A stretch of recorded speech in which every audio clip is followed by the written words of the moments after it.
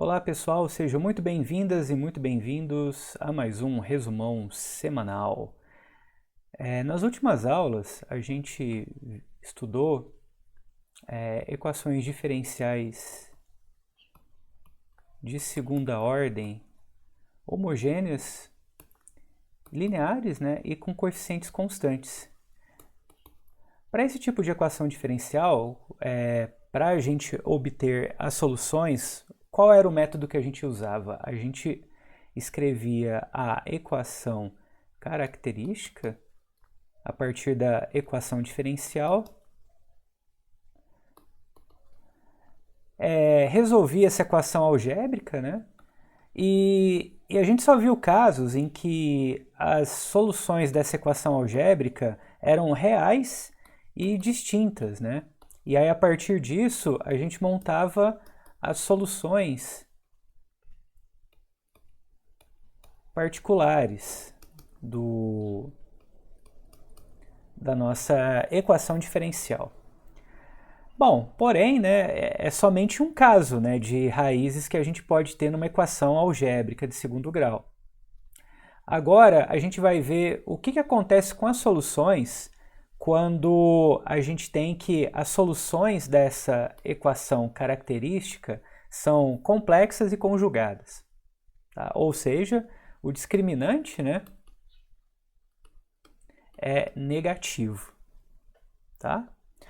Para isso, vamos considerar o seguinte: se o discriminante for negativo, então as soluções elas vão ter essa configuração aqui.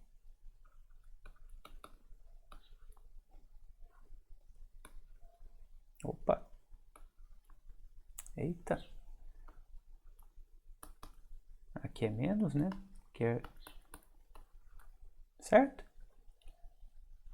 Lembrando, né, que aqui você tem a parte real, né?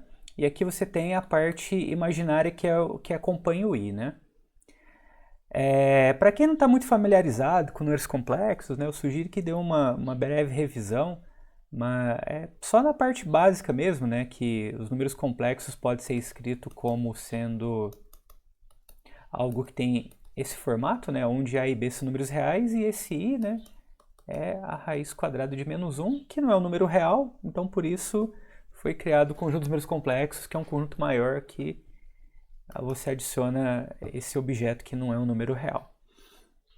Muito bem, então a ideia seria fazer o quê, né?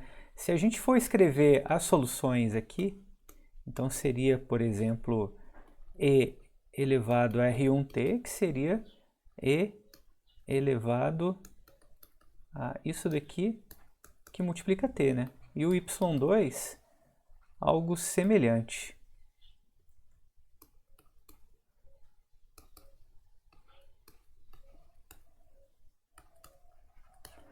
Só que aí é o seguinte, será que a gente consegue melhorar isso, né? Em termos de algo que a gente conheça, para ficar mais fácil da gente trabalhar com essa exponencial complexa? Bom, aí é o seguinte, né? Se você tem um pouco de conhecimento sobre séries, principalmente a parte de série de Taylor,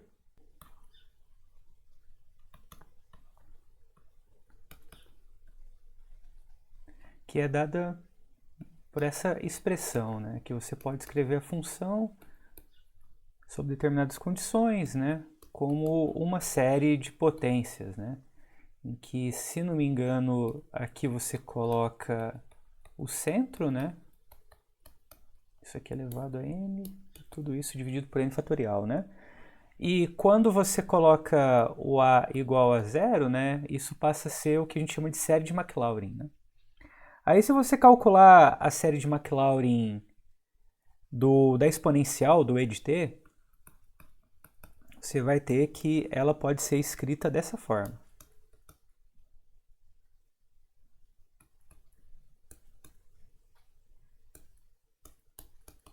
Certo? E para todo isso vale para qualquer t, né? Aí o que acontece? O próximo passo é você escrever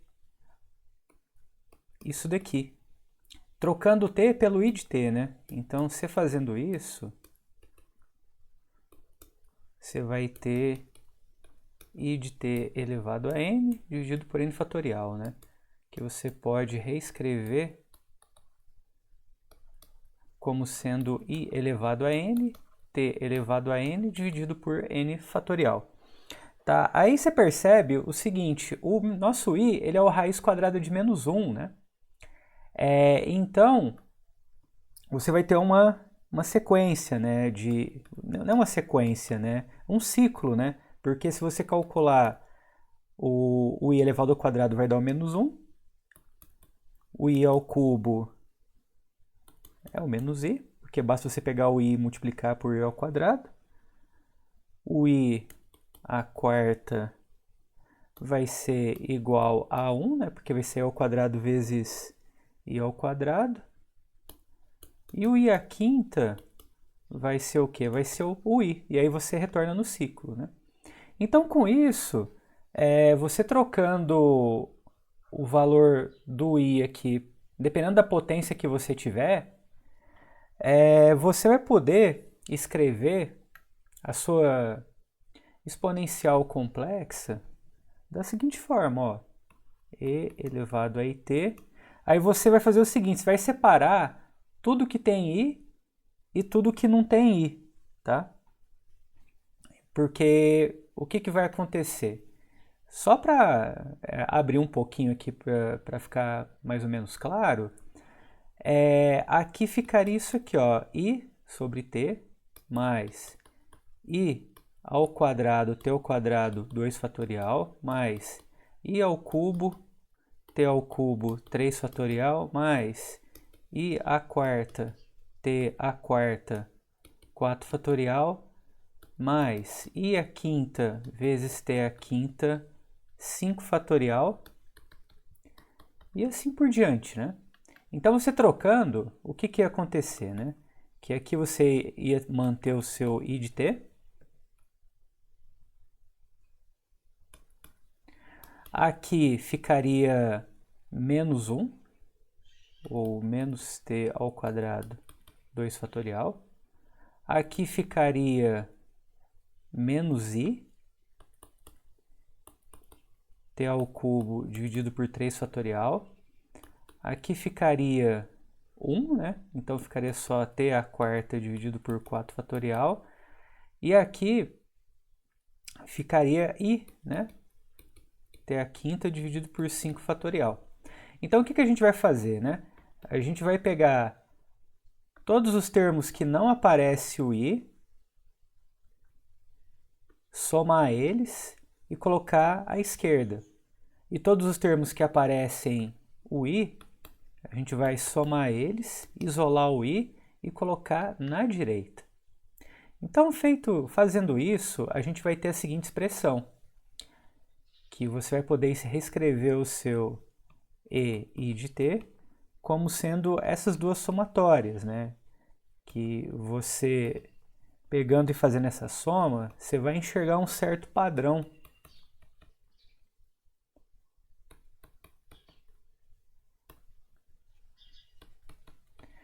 Então, pegando os termos que não aparece o i, você vai ter esse somatório. E pegando os termos que aparece o i, você vai ter esse somatório aqui.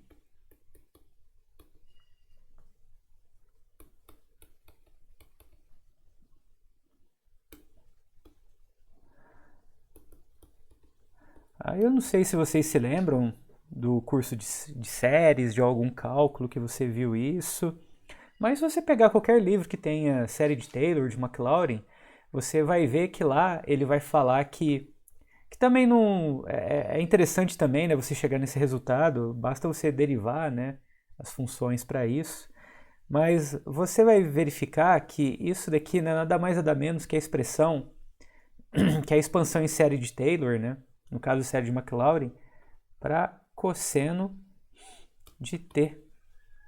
E esse lado de cá é a expressão em série de Taylor, melhor dizendo, série de Maclaurin, para seno de t. Tá? Então, dessa forma, a gente pode falar que e elevado a it é igual a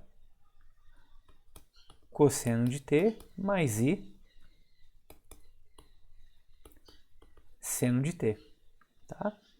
Essa fórmula aqui é uma das fórmulas mais famosas da matemática, né? Que é a fórmula de Euler. Certo? A partir dessa fórmula, né, você consegue mostrar umas coisas bem interessantes, né? Por exemplo, que e elevado a π é igual a menos 1, né? Como é que a gente mostra isso? Bom, é só você substituir, né, o valor aqui que acompanha o i no lugar do t, né, que é o nosso argumento. Então vai ser cosseno de π mais i seno de π, certo? Cosseno de π é igual a menos 1 e o seno de π é igual a zero. Então 0 vezes i dá zero, certo? Então com isso, né, a gente consegue mostrar essa belezura aqui. Tá? Que quando você junta três números estranhos, né, dá um número conhecido da gente. Certo. Aí, então, a gente deu um primeiro passo, né, que foi com relação a descobrir o que seria a exponencial complexa. Só que ainda não chegamos lá, né, porque a gente tem que verificar o que significa e elevado a lambda mais i mi ou i menos mi, né? Então, outra coisa que é interessante é o seguinte: pelo fato das funções da função cosseno ser ímpar, desculpa, da função cosseno ser par e da função seno ser ímpar, você também consegue verificar que isso daqui é igual a cosseno. Opa, aqui é um t. Cosseno de t menos i seno de t. Porque o que acontece, né? Quando você substitui o menos t aqui dentro, cosseno de menos t é igual ao cosseno de t, né? E seno de menos t é igual a menos seno de t. Aí a gente tira isso. E se a gente for pegar agora essa expressão, por exemplo,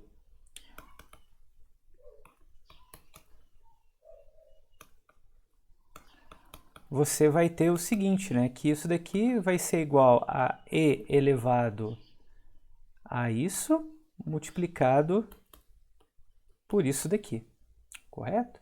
Aí falta só a gente descobrir o que seria isso, né?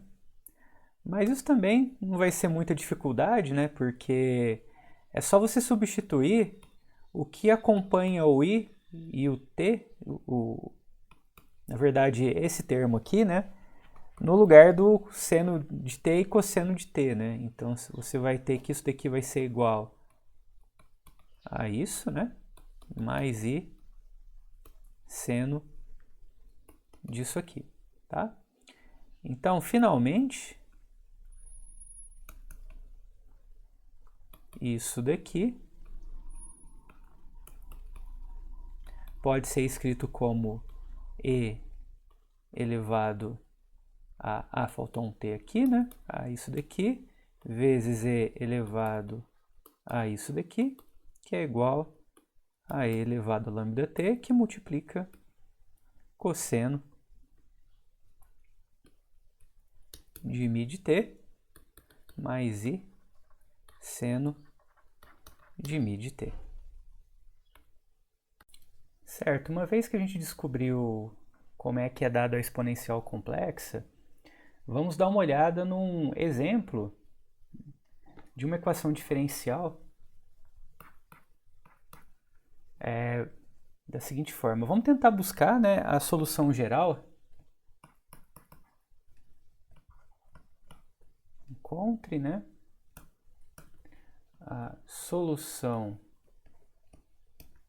geral dessa equação diferencial aqui, ó.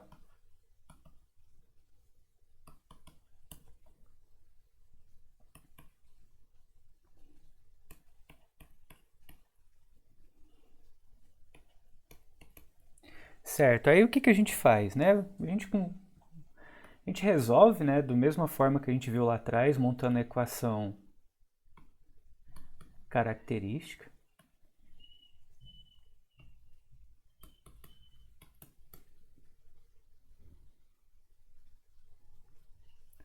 Trinta e sete sobre 4, que é igual a zero.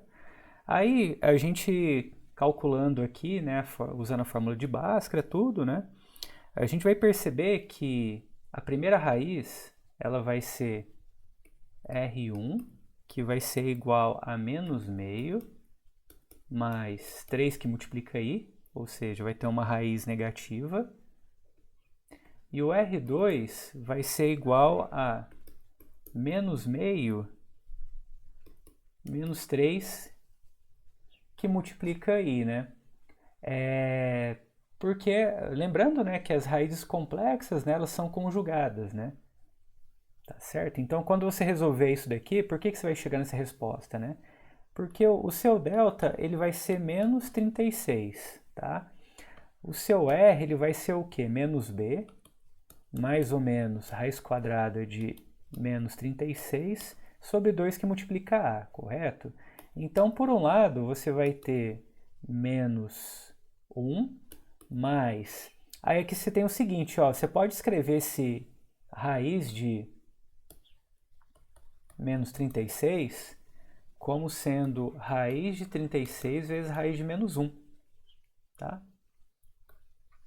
Opa!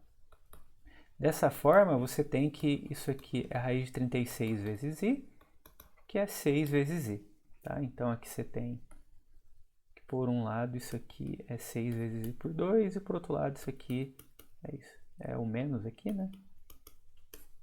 Certo, por 2. E aí, simplificando, né, você chega nas respostas ali que eu acabei de escrever. Certo, então, pegando a exponencial, né, daquelas respostas, a gente vai ter o seguinte, a gente vai ter que a primeira solução, que é o y1, vai ser o quê? Né? Vai ser e elevado a menos meio mais 3i, tudo isso multiplicado por t, certo? E a gente viu que isso daqui é o quê? Né? É isso daqui vezes isso daqui, certo? Que por sua vez é igual a isso daqui, que multiplica cosseno de 3t mais seno, faltou o i aqui, né? Mais i seno de 3t. E o y2 é a mesma coisa, né? Só que a diferença é que ao invés de ser positivo aqui, vai ser negativo, né? Então, como isso aqui é negativo,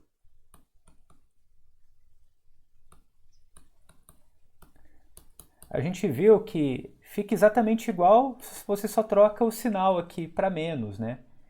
Então, ficaria assim, ó, o resto é a mesma coisa, né? E aqui você coloca cosseno de 3t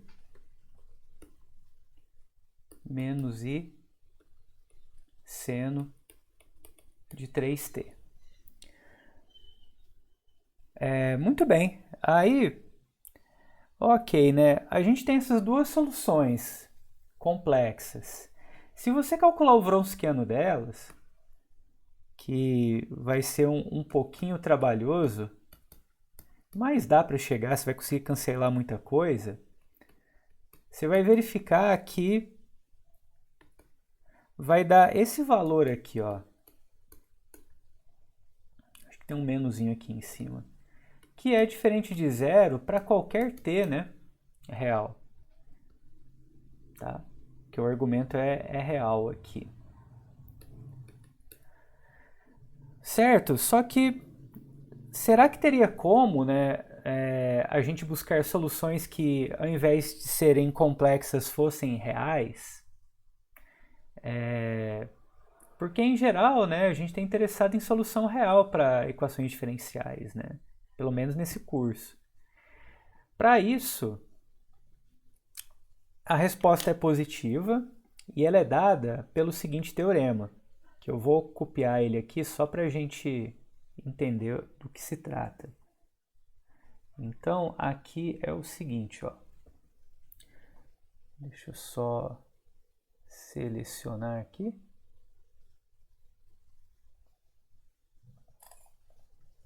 E copiar aqui, tá?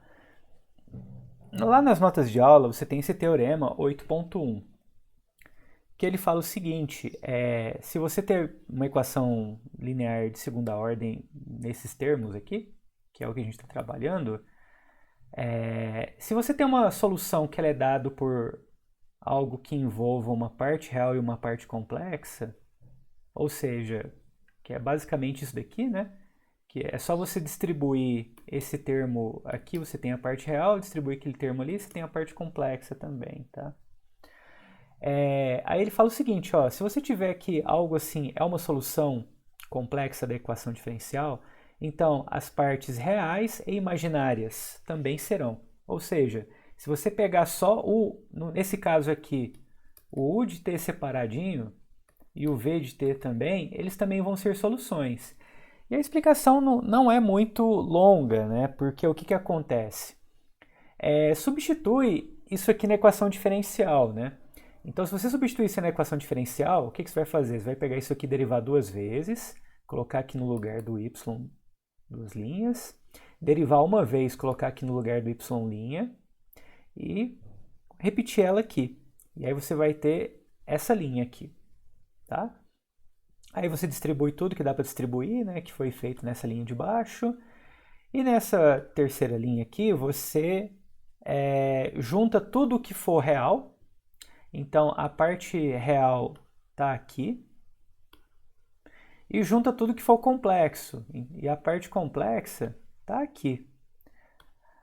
Aí, o que você tem, né? Você tem que... Isso daqui, como o meu U mais IV é solução da equação diferencial, então você tem que isso daqui tudo vai ser igual a zero, tá?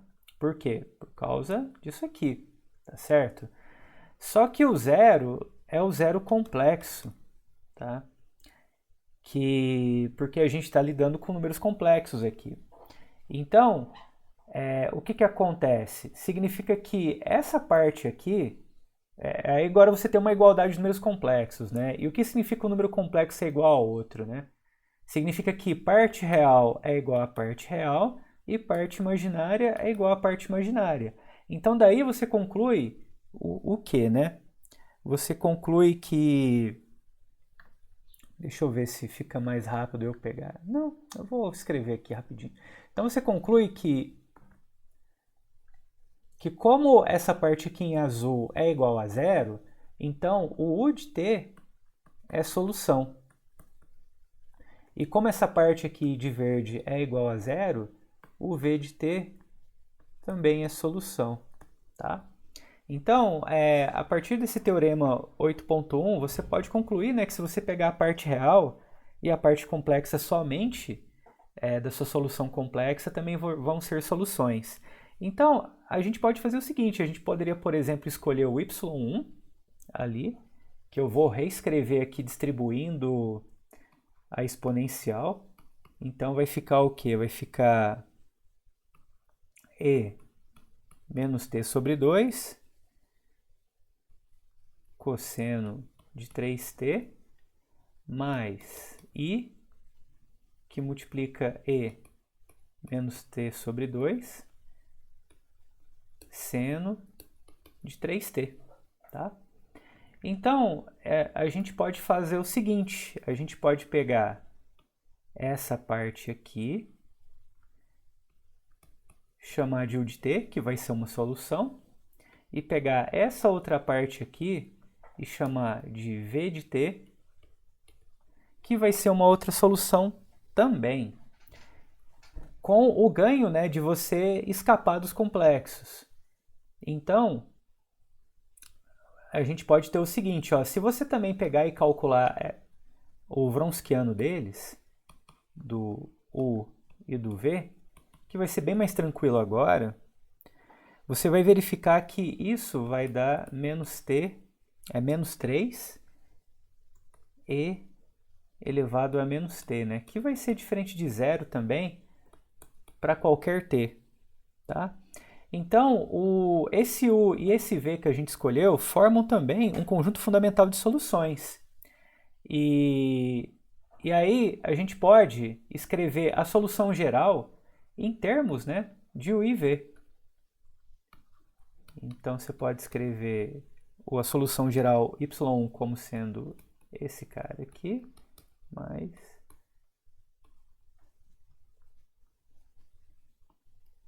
u, né? É que eu botei o 1 porque eu vi o C1 ali, mas é somente U mais C2 V de T. Ou seja, C1, isso aqui,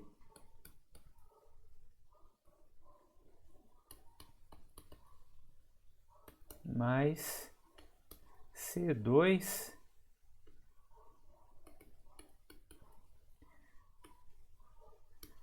isso daqui. Bom, a gente também poderia escrever a solução geral em termos complexos também, sabe? Igual aqui, né? C1y1 mais C2y2 também estaria correto. Só que aí você estaria no contexto dos complexos, né? Mas em geral, acaba sendo mais interessante, em certos contextos, a solução real mesmo. Muito bem. Agora vamos para outra parte, né? Que é o que acontece quando a gente tem raízes repetidas na nossa equação característica. Bom, para raízes repetidas, é quando você tem, né, o seguinte, voltando, né, à nossa equação diferencial,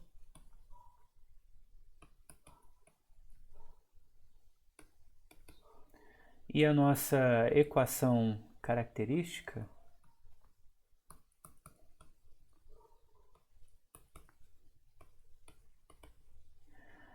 quando você tem que o discriminante é igual a zero, aí você vai ter que tanto a sua solução R1 quanto a R2, né, vai ter só uma possibilidade, que vai ser menos b sobre 2a. Porque o delta é zero, né? Então, com isso, a gente só consegue garantir uma solução, que você poderia chamar, por exemplo, ela de y1, que seria e elevado a menos b sobre 2a que multiplica t. Tá? E aí, qual que é o problema? Né? Que para você escrever uma solução geral, você precisaria de uma outra solução particular, né? Só que nesse caso não vai ser nem um pouco trivial, né? A princípio, né? Encontrar essa outra solução. Então, vamos fazer o seguinte: eu vou colocar um exemplo, né, de uma equação diferencial em que o discriminante é igual a zero e vamos aprender um método diferente para a gente obter uma outra solução particular para que a gente consiga obter a solução geral da equação diferencial em questão. Tá? Então, deixa eu só copiar aqui o exemplo, que é o seguinte, é este exemplo aqui. Deixa eu dar um print. Talvez fosse até mais rápido se eu tivesse escrito aqui na lousinha mesmo. Então vamos lá, ó. Então é essa equação diferencial aqui. Se você escrever a equação característica dela, você vai ter isso daqui. R quadrado mais 4R mais 4, que é igual a zero. E aí você percebe que, na verdade, isso daqui é um quadrado perfeito, né? que é r mais 2 elevado ao quadrado é igual a zero, né? E aí você extrai a raiz dos dois lados, né? E você conclui que, na verdade, o seu r é igual a menos 2. Então, a sua solução particular, que é a única solução que você consegue obter nesse momento, né? Vai ser essa daqui, ó. E elevado a menos 2t. Bom, para a gente obter a próxima solução, na verdade, existem diversos métodos, né? A gente vai se concentrar no método de um matemático bem famoso chamado D'Alembert. Na verdade, o nome dele é Jean D'Alembert, né? Ele foi um matemático, físico e filósofo francês, né? Conhecido por vários trabalhos fundamentais aí na parte de equações diferenciais também. D'Alembert, eu acho que no ensino médio a gente acaba aprendendo alguma coisa com relação à divisão de polinômios, se eu não me engano. Agora eu não me lembro muito bem. Mas enfim, o que consiste no método dele? Consiste no seguinte, ó, a gente viu, né, que qualquer múltiplo que você pegar do y1 também vai ser solução, certo? Só que a gente não quer um múltiplo, né? A gente quer algo diferente. Então, ao invés da gente considerar a constante que multiplica o y1, vamos colocar uma função no lugar e fingir, né, que isso daqui é uma solução e tentar trabalhar um pouquinho para obter esse v, né, de maneira que isso aqui seja uma solução.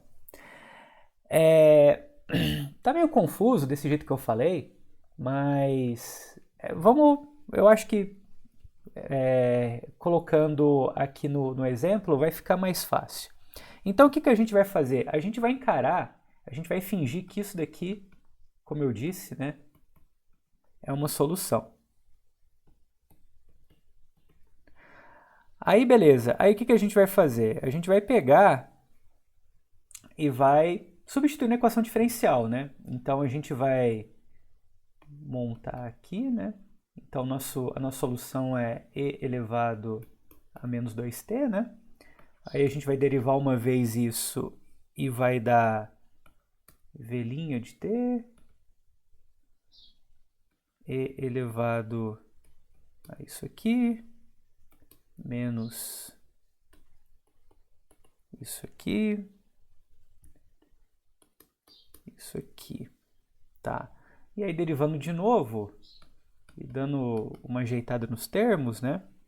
Você vai ter que isso daqui vai ser igual a isso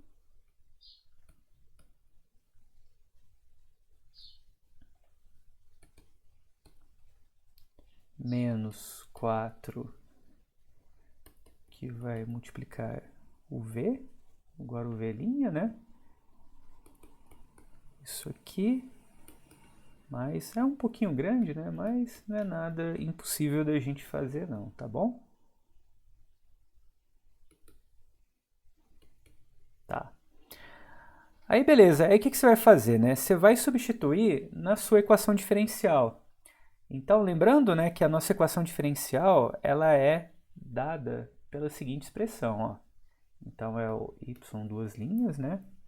Mais 4 y' mais 4y, que é igual a zero, tá? Então, substituindo a equação diferencial, a gente vai ter o quê? A gente vai ter a seguinte expressão, ó. Só vou substituir tudo que a gente colocou aqui, ó. Então, eu vou pegar aqui o meu y duas linhas, né? Que é isso daqui.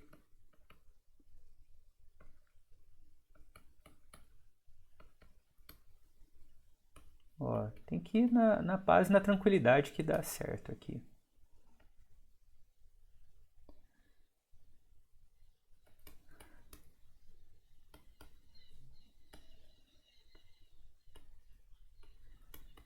Na paz e na tranquilidade. Tá, aí agora a gente pega 4 e multiplica a derivada. Então vamos lá, vamos pegar 4 e multiplicar a derivada. Então, multiplicando aqui o primeiro termo,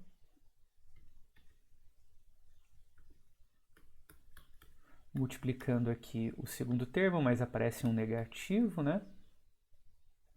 E menos 4, perdão, aqui é 4, né? Vezes menos 2, então vai dar menos 8 aqui, né? Então vai dar menos 8V de T, certo? E 4, né, que multiplica o nosso Y, né? Então vai ser mais 4 que multiplica V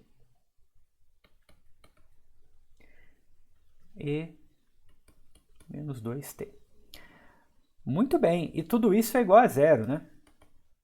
Porque eu estou fingindo que isso é uma solução da equação diferencial. Aí o que a gente tem de interessante, né? A primeira coisa é que todos os termos, né, eles estão multiplicados por e elevado a menos 2t. Então eu posso meio que colocar em evidência, né, todos esses termos. Que é exatamente isso que eu vou fazer, né? Então, aí você coloca um parênteses aqui, coloca um parênteses aqui, né? E aí fica todo mundo multiplicado por esse cara. Aí dá pra gente simplificar algumas coisas também, ó. Por exemplo, esse com esse dá 8, né? Menos 8. E que mais? Esse vai embora com esse. Olha só que beleza, né? Sobrou somente isso daqui, tá? E aí o que você faz? Bom, aí você vai integrando, né? Então se você integrar uma vez, você vai ter que... Isso aqui vai ser igual a uma constante. Se você integrar de novo, isso aqui vai ser igual a isso vezes t, mais uma segunda constante, tá? E agora o que você faz? Agora você vai pegar esse v e vai multiplicar lá com o y1, né? Então o seu y vai ser o quê, né? Voltando, né? É o v de t que multiplica e elevado a menos 2t, né? Então vai ser C1 T mais C2 que multiplica e elevado a menos 2t, né? Então vai ser C1T e elevado a menos 2t mais C2 e elevado a menos 2t. Muito bem! Então agora o pulo do gato é o seguinte, é você pegar isso aqui e você vai escrever o que a gente acabou de descobrir.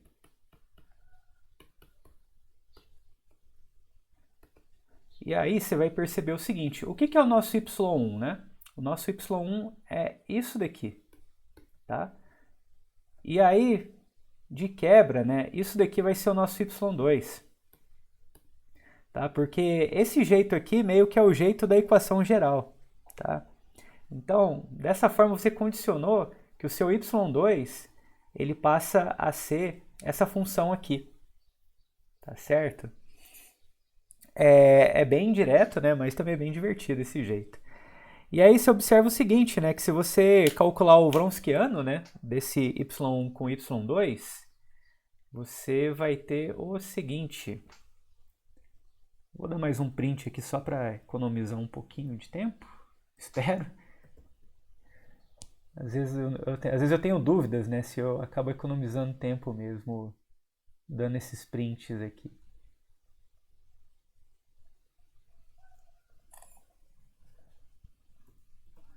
Ó, se você pegar o Wronskiano, vai dar diferente de zero também.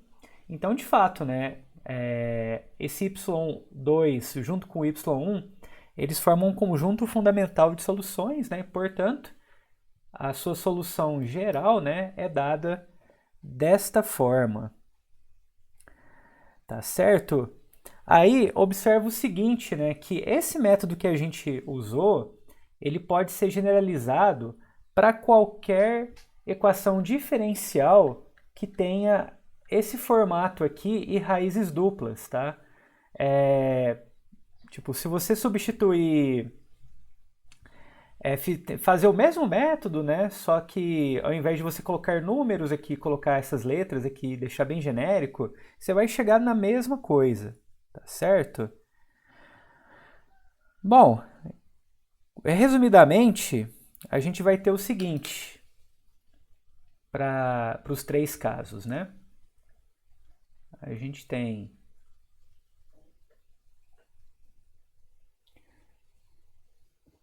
isso aqui, ó.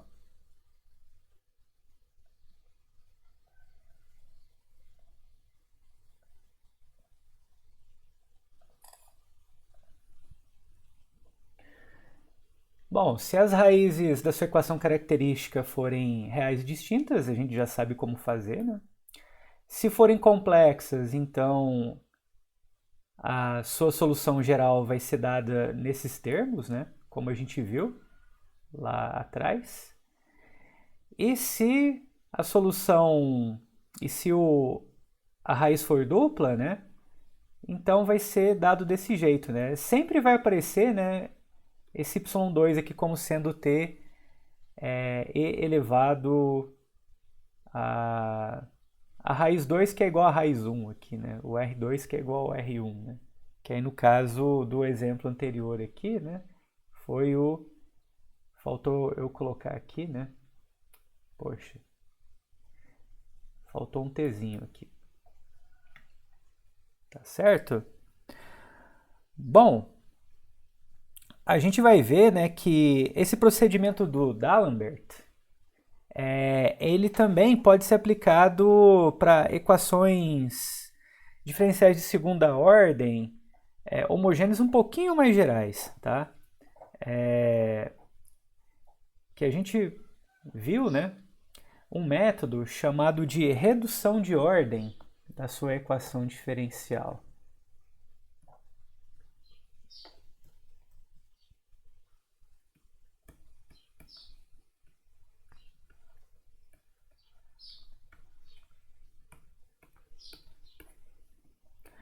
Tá? Então, como é que funciona, né? Você vai pegar a sua equação diferencial agora um pouquinho mais geral, né? Então, colocando funções contínuas, né? Acompanhando aqui o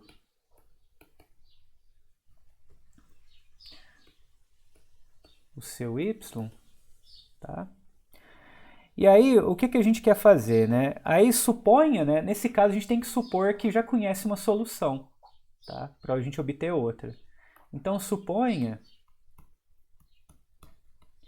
que y1 é solução desta equação aqui, tá? Aí vamos tentar repetir a mesma técnica, né? Vamos fingir que existe um y que é uma função v de t que multiplica y1 de t, tá certo? Aí o que acontece, né? Você vai repetir a mesma técnica, né? Você vai derivar uma vez, e vai derivar duas vezes, e vai obter as seguintes expressões.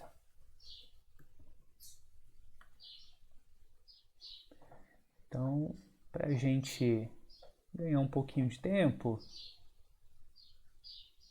vamos colocar aqui, ó. Então, beleza, né? Considerando aqui a nossa y como sendo dessa forma, né? Derivando uma vez a gente tem essa expressão, derivando duas vezes a gente tem essa. Substituindo, né, na equação diferencial, a gente vai ter essa expressão, tá certo? Aqui, essa última, que vai ser igual a zero porque a gente está fingindo que isso aqui é uma solução, tá? Aí perceba o seguinte, que essa parte aqui, ela vai ser igual a zero porque o y1 é solução, tá? Então vai sobrar para a gente somente essa outra parte, tá? Que vai ser o quê? Vai ser y1 v duas linhas mais 2 y1 linha mais p y1 v, linha, que é igual a zero, tá? E aí o que você pode fazer desse ponto, né? Aí agora que entra o tal da redução de ordem, né? Porque você chama v' de w. Aí se você, aí isso vai funcionar muito bem aqui, por quê? Porque aí você consegue fazer a substituição e transformar a sua equação diferencial de segunda ordem numa equação de primeira ordem.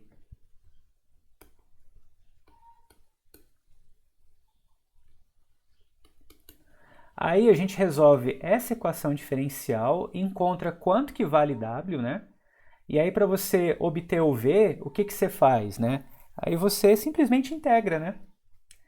Que aí você obtém o valor de v. Certo? Bom, então vamos ver um exemplo para a gente ilustrar essa situação. Eu já vou copiar, dar um print aqui bem grande para a gente ir acompanhando o passo a passo aqui. Então, aqui é o seguinte.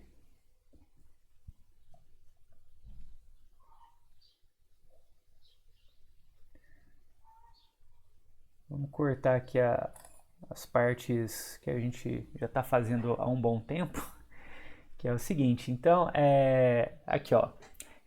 Dado, né, y igual a t elevado a menos 1, uma solução dessa equação diferencial, encontre um conjunto fundamental de soluções, ou seja, a gente precisa encontrar uma outra solução. Então, usando o método que a gente acabou de ver, a gente finge que isso aqui é uma nova solução, deriva uma vez, deriva duas vezes e substitui no lugar do y duas linhas, do y linha e do y, tá? E aí, novamente, ó, você vê que isso aqui, você vai ter que essa igualdade aqui, e isso daqui é igual a zero como deveria ser mesmo, né? Porque o t elevado a menos 1, ele é uma solução, né, da nossa equação diferencial. Certo? Porque aqui ó, vai dar menos 4, vai dar 4 elevado a t, 4 vezes t elevado a menos 1, e aqui vai dar menos 4, né, t elevado a menos 1, tá certo? Bom, então nesse caso, né, a gente vai ter essa equação aqui, ó.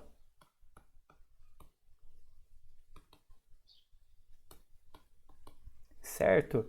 E aí chamando, né, o nosso v linha de w, a gente pode reescrever essa equação da seguinte forma.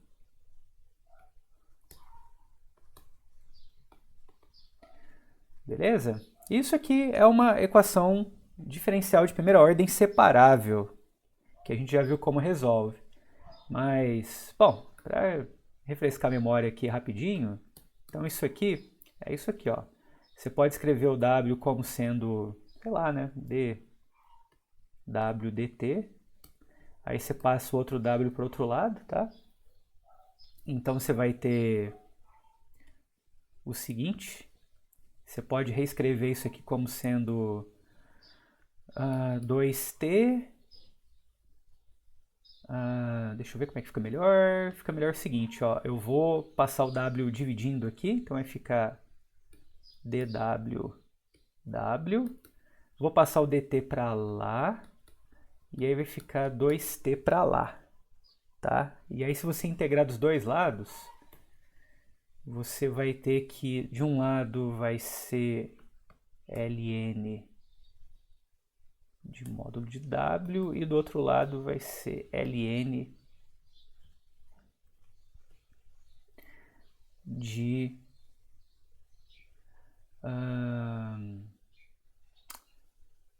tá, você pode tirar o meio para fora, né? Aí você tem isso daqui. Aí você pode dar mais uma ajeitada e ter que ln de módulo de w é igual a ln de t elevado a meio. E aí você eleva por e dos dois lados, né? Aí tem uma constante aqui, tá? Aí você eleva meio dos dois lados, desculpa, eleva E, né, dos dois lados, E aqui, né, mas é o E aqui tudo, né, e aí você vai ter que o seu W, né, ele vai ser igual a E elevado a uma constante vezes T elevado a meio, né. Isso aqui você pode chamar de constante, né, isso aqui tudo, né,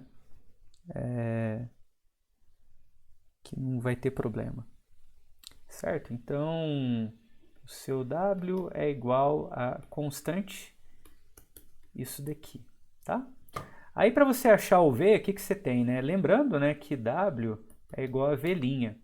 Então, você precisa integrar isso aqui, né? Se você integrar o W, você vai ter que o seu V, ele vai ser igual a... A gente pode botar aqui, né? V de T vai ser igual a 2/3. Aí que é só fazer o quê? É só somar um aqui, né? Tipo, no expoente. Coloca o valor embaixo, né? Então tá tranquilo.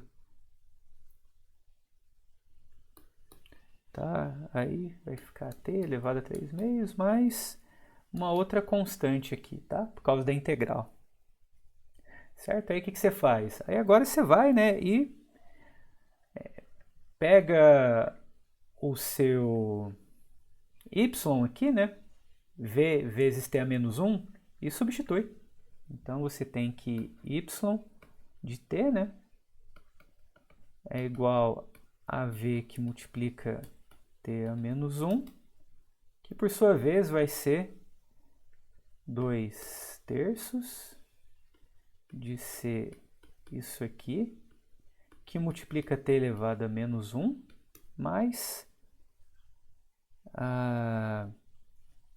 k, que multiplica t elevado a menos 1, né?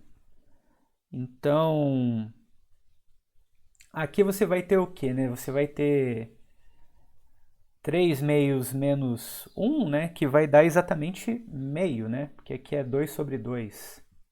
Então, você pode dar mais uma ajeitada aqui e ter a sua solução final, que vai ser y de t igual a 2/3